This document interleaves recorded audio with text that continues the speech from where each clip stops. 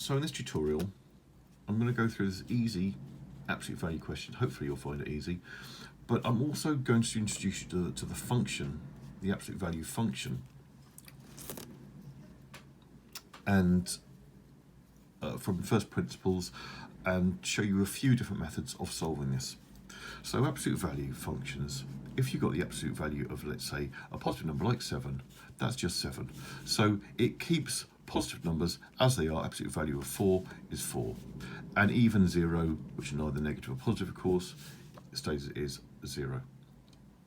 But the absolute value of negative numbers just become the positive. You could look at them in a simplistic way of just dropping a negative. So absolute value of negative 3 is 3. But what you're actually doing mathematically is multiplying through by negative 1. So probably the easiest way of doing this is to back solve. So if you want to take your calculator, you can do this in your head if you want to, because it's relatively easy. But we therefore, so the absolute value of, let's start with 4. So the absolute value of 4 minus 2 times 4 gives you 4. So that's completely wrong. Rules out C, rules out E. Let's substitute in, let's say, 8.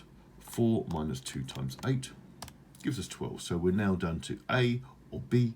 So let's substitute in B, absolute value of 4 minus 2 times, and it's quite a good idea to put negative numbers in brackets when you're substituting, in parentheses when you're substituting. That's 12, so our answer is B.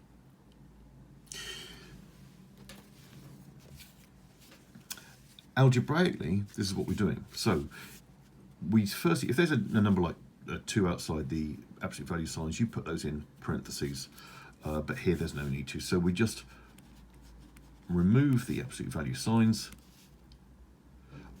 We can, let's say, subtract off 4 and divide by negative 2. So there's the negative 4 there. Or the other one is you remove the absolute value signs as if we had a negative inside the parentheses, and we replace them with parentheses 4 minus 2x. So replace the absolute values with negative and parentheses. So we multiply out the parentheses here, add on 4, and divide by 2. 2 answers. Finally, graphically, the absolute value function, what you start by drawing on 4 minus 2x. So we've got a gradient of negative 2 and a y-intercept of 4.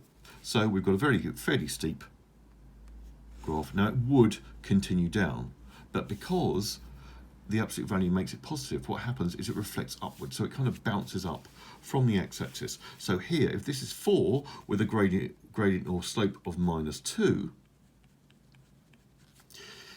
this part becomes, of course, we don't have that bit below the y-axis, but I'm putting on dotted lines there. So y equals negative parentheses 4 minus 2x, which is 2x minus 4. So y-intercept of minus 4, slope of 2.